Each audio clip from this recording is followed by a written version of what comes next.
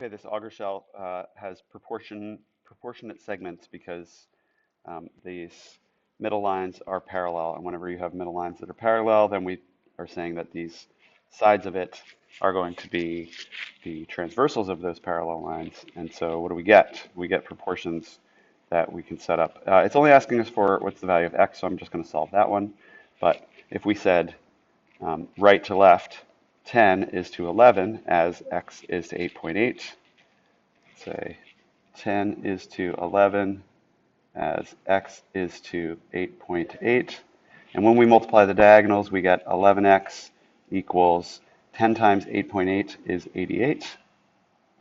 And of course, dividing both sides by 11, we get x equals 8. And should we put the units on it? We should. Millimeters, because we always, if we know what the units are, if we know what that number stands for, we should write that as units.